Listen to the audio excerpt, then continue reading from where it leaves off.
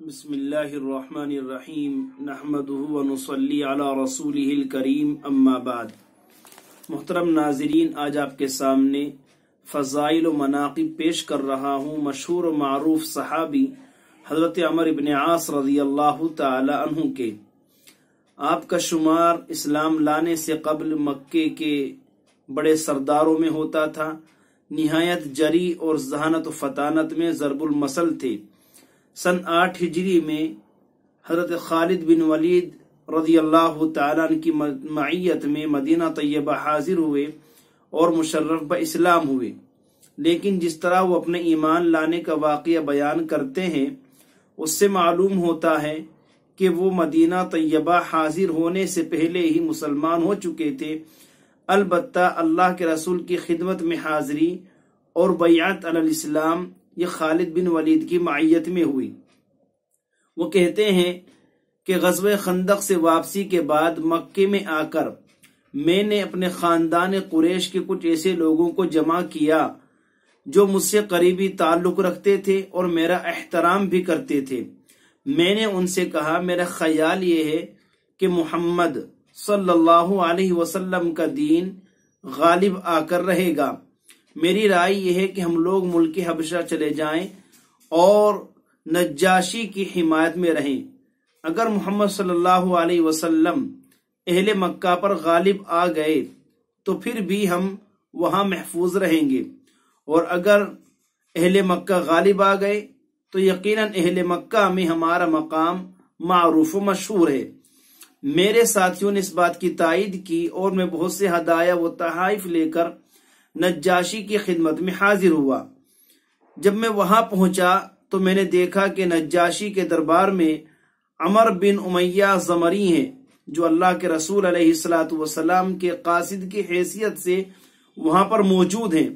میں نے شاہ حبشہ نجاشی سے کہا، یہ ہمارے دشمن یعنی محمد صلی اللہ علیہ وسلم کا قاصد ہے، اس کو ہمارے حوالے کریں تاکہ ہم اس کو قتل کر دیں۔ نجاشی نے کہا، تم جانتے نہیں یہ شخص جس کا قاصد ہے وہ اسی طرح اللہ کے رسول ہیں جس طرح موسیٰ علیہ السلام اللہ کے رسول تھے، اور جس طرح حضرت موسیٰ علیہ السلام اپنے دشمنوں پر یعنی فرعون اور اس کے لشکر پر غالب آئے تھے، اسی طرح محمد صلی اللہ علیہ وسلم بھی اپنے دشمنوں پر غالب آ کر رہیں گے۔ عمر بن عاص کہتے ہیں، میں نجاشی کے ہاتھ پر بیعت علی الاسلام کر وہاں سے اپنے ساتھیوں کو چھوڑ کر مدینے کی راہ لی۔ راستے میں حضرت خالد بن ولید ملے اور ان کے ساتھ مدینہ طیبہ جا کر آپ علیہ السلام کے دست مبارک پر بیعت کی اور اسلام کا اظہار کیا۔ اور بعض روایت میں یہ بھی اضافہ ہے کہ وہ کہتے ہیں، جب میں اللہ کے رسول کی خدمت میں حاضر ہوا میں نے عرض کیا، یا رسول اللہ ہاتھ بڑھائیے۔ اللہ کے رسول نے جیسے ہی ہاتھ بڑھایا، فقبضت یدی، میں نے اپنا ہاتھ سمیٹ لیا، کھینچ لیا۔ اللہ کے رسول نے عرض کیا، ما لک یا عمر، اے عمر بن عاص تمہیں کیا ہوا؟ عمر بن عاص کہتے ہیں، اريد ان اشترط، یا رسول اللہ میں کچھ شرط لگانا چاہتا ہوں۔ اللہ کے رسول نے فرمایا، کیا شرط لگانا چاہتے ہو؟ جواب دیا عمر بن عاص نے، یا رسول اللہ میں چاہتا ہوں کہ اسلام لانے سے قبل میرے ماضی کے جملہ گناہ معاف ہو جائیں۔ اللہ کے رسول نے فرمایا، عمر کیا تم جانتے نہیں کہ اسلام لانے سے ماضی کے سارے گناہ معاف ہو جاتے ہیں؟ الاسلام یہدم ما کان قبلہ۔ تو حضرت عمر بن عاص رضی اللہ تعالیٰ عنہ بڑے فضائل و مناقب کے مالک ہیں اور ان کی فضیلتیں بے شمار ہیں۔ اللہ کے رسول صلی اللہ تعالی علیہ وسلم نے ان کی صلاحیتوں کو خوب استعمال کیا ہے۔ خود فرماتے ہیں، میرے اور خالد کے ایمان لانے کے بعد جنگ کے لیے آپ نے کسی کو بھی ہمارے برابر نہیں سمجھا۔ انہیں آپ نے بڑے بڑے صحابہ کرام کی موجودگی میں لشکر کا امیر بنا کر بھیجا۔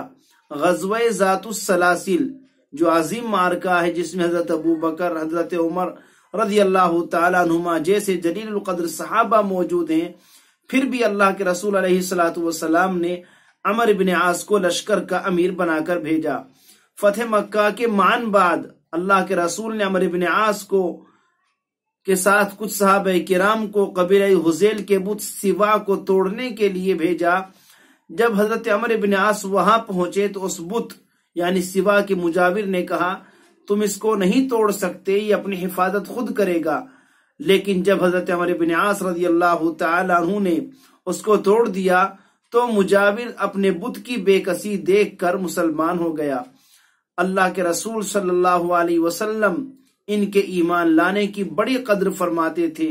آپ نے فرمایا اسلم الناس وآمن عمرو بن العاص، مطلب یہ تھا عمرو بن عاص دل سے ایمان لانے والے ہیں، ان کو بھی ایمان لانے کے بعد اللہ کے رسول علیہ الصلوۃ والسلام سے غیر معمولی محبت تھی۔ خود کہتے ہیں کہ ایمان لانے کے بعد میری یہ حالت ہو گئی، میری نظر میں اللہ کے رسول علیہ الصلوۃ والسلام سے زیادہ محبوب کوئی نہ تھا، اور میرے دل میں آپ کی عظمت و جلال کا یہ حال تھا، میں نظر بھر کر بھی آپ کو دیکھ نہیں پاتا تھا۔ اگر کوئی مجھ سے یوں کہے اللہ کے رسول کا حلیہ مبارک بیان کرو تو میں آپ کا حلیہ بھی بیان نہیں کر سکتا، اس لیے کہ میں کبھی آپ کو نظر بھر کر نہیں دیکھ سکا۔ اللہ کے رسول بھی ان کی محبت کا اعتراف فرماتے تھے۔ ایک بار اللہ کے رسول علیہ الصلوۃ والسلام نے ان کے لیے دعا فرمائی اللہم صلی علی عمرو بن العاص فإنہ یحبک ویحب رسولک، اے اللہ عمرو بن عاص پر رحمت نازل فرما، اس لیے کہ وہ آپ سے اور آپ کے رسول سے محبت کرتے ہیں۔ ایک بار آپ نے ان کے لیے 3 مرتبہ دعا فرمائی یرحم اللہ عمرن، کسی صحابی نے عرض کیا یا رسول اللہ اس دعا کی کیا وجہ؟ آپ نے فرمایا وہ اللہ کے راستے میں بے دریغ خرچ کرتے ہیں۔ اسی طرح ایک روایت ہے اللہ کے رسول نے یہ بھی فرمایا عمرو بن العاص من صالح قریش، عمرو بن عاص قریش کے بہترین لوگوں میں سے ہیں۔ آخر کار سن 43 ہجری میں عید الفطر کی رات میں مصر میں وفات پائی اور عید الفطر کے دن دفن کیے گئے۔ آپ کے صاحبزادے حضرت عبداللہ نے نماز جنازہ پڑھائی۔ یہ ہے مختصر سے فضائل حضرت عمرو بن عاص رضی اللہ تعالی عنہ کے۔ اللہ تبارک و تعالی ہم سبھی کو صحابہ کرام کا مقام اور مرتبہ پہچاننے کی توفیق نصیب فرمائے، آمین۔ وما علینا الا البلاغ المبین۔